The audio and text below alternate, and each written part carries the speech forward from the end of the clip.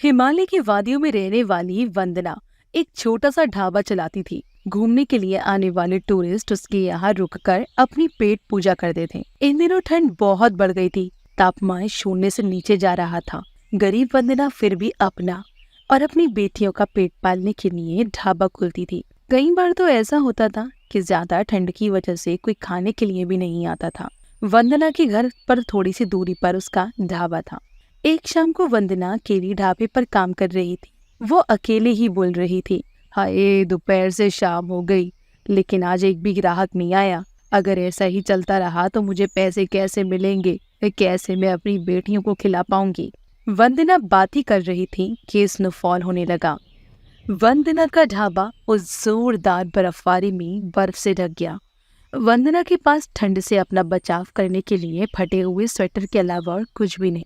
इधर उसकी बेटियां अनीता, वनीता और सुनीता भी अपनी माँ की राह देख रही थी। बर्फबारी इतनी ज्यादा हो रही थी कि वो तीनों चाहकर भी वंदना को लेने घर से नहीं जा पा रही थी। तीनों एक दूसरे का हाथ पकड़कर चूल्हे के पास बैठी थी। उस चूल्हे की आग से वो तीनों ठंड से बचने की कोशिश कर रही थी। तब वनीता कहती है, सुनीता दीदी, माँ अभी तक नहीं आई, कहीं बर्फ के तूफान में तो नहीं फंस गई होंगी? हाँ, मैं भी तो माँ की राह देख रही हूँ वनीता, लेकिन अब क्या करें समझ नहीं आ रहा। दीदी, हम चलकर माँ को ले आएं क्या? नहीं नहीं, इस तूफान में अगर हम बाहर निकले ना तो हम भी तूफान की चपेट में आ सकते हैं। हम थोड़ी देर माँ का इंतजार और करते हैं, ठीक है? हाँ, बस माँ ठीक होनी चाहिए। इधर ठंड के मारे वंदना का बुरा हाल हो रहा था। उसके आसपास भी कोई नहीं था कि उसकी मदद कर सके। ढाबे की खिड़की टूटी हुई थी। उस खिड़की से ठंडे बर्फ के गोले अंदर आ रहे थे। कुछ ही देर में वंदना का शरीर ठंडा पड़ने लगा। उसे हाइपरथर्मिया हो गया था। सुबह होने तक वंदना दम तोड़ चुकी थी। सुबह बर्फबारी कम हो गई और अनीता, वनीता और सुनीता अपनी माँ को ढूंढने के लिए ढाबे की तरफ निकल पड़ी। और जैसे ही वो तीनों ढाबे पर पहुंची, सामने का नजारा देखकर तो उनके होश उड़ गए थे। पूरा ढाबा बर्फ से ढक चुका था। उन्हें डर लगने लगा। उन्होंने वंदना को पुकारना शुरू करा। काफी देर तक आवाज लगाने के बाद भी जब वंदना नहीं आई, उन तीनों यूं परेशान देख वहीं से गुजरने वाले लोगों ने उनकी मदद करने के लिए कहा। उन्होंने जैसे तैसे बर्फ को हटाया। बर्फ के नीचे वंदना की लाश पड़ी हुई थी। पिता का साया तो पहले से ही उनके सर से हट गया था। अब उनकी माँ भी उन्हें छोड़कर चली गई थी। कुछ दिन बीत गए। फिर सुनीता कहती है, अनीता, वनीता, हम ऐसे हाथ पर हाथ धरे तो नहीं बैठ सकते ना। हमें कुछ करना पड़ेगा। हाँ दीदी, इस दुनिया में अब हमारा कोई नहीं है जो माँ के बाद हमें सहारा दे। पड़ोसी भी हमें कब तक हम पे रहम खाकर हमें खाना देते रहेंगे? एक न एक दिन तो वो भी हमारे ऊपर से हाथ ऊपर कर लेंगे। तब हम क्या करेंगे? हमें खाना तो बनाना आता है, क्यों ना हम हमारा ढाबा फिर से शुरू करें?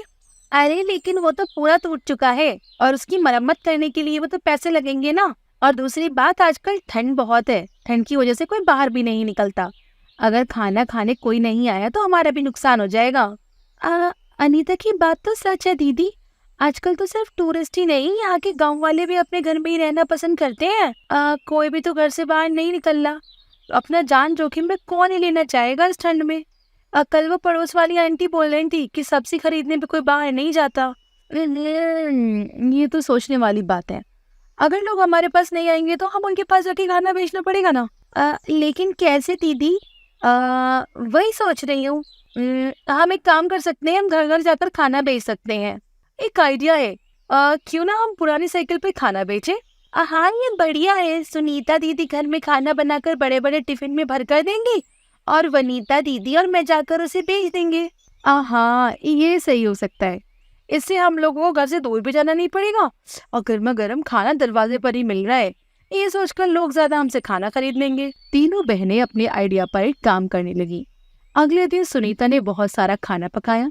फिर उन्हें बड़े बड़े टिफिन में भरकर अनीता और वनीता ले जाने लगी। साइकिल चलाते हुए दोनों बोल रही थी, ले लो, गर्मा गर्म खाना ले लो। ताजे ताजे छोले भटूरे, मोमोज, सोया चिल्ली, एक बार खाओगे तो बजाओगे ताली। सिर्फ दरवाजे तक आओ और खाना ले जाओ। साइकिल की घंटी बजाते हुए दोनों जा रही थी। उनकी आवाज सुनकर कुछ लोग अपने घर से बाहर आए। अनीता वनीता की मीठी बातें सुनकर उन्होंने खाना खरीद लिया और दोनों को पैसे दे दिए। उन्हें सुनीता के बनाए हुए खाने का स्वाद बहुत अच्छा लगा। दोपहर तक दोनों का सारा खाना बिक गया। जब वो वापस जा रही थी, तब एक आंटी कहती है, अरे सुनो लड़कियों। हाँ आंटी कहिए। अरे थोड़ी देर पहले जो खाना मैंने खरीदा था ना, वो बहुत स्वादिष्ट था। एक काम करना, कल भी ले आना। वो सोया चिली मेरे बेटे को बहुत पसंद आई, तो थोड़ी ज्यादा लेते आना। हाँ आंटी, हमारी दीदी ना बहुत अच्छा खाना बनाती है, हम पक्का ले आएंगे। अनीता और वनीता घर वापस आ गई। आधा दिन काम करके तीनों को कुछ पैसे मिले थे। अगले दिन के लिए पहले ही ऑर्डर मिल चुका था। अगले दिन सुनीता ने और ज्यादा खाना बनाया। सुनीता और वनीता वो सारा खाना बेचकर वापस आई। सुनीता के हाथ का स्वाद और वनीता अनीता की मीठी बोली लोगों को पसंद आ रही थी। धीरे धीरे तीनों को अच्छा का फायदा होने लगा। कुछ महीनों के बाद मौसम साफ हो गया।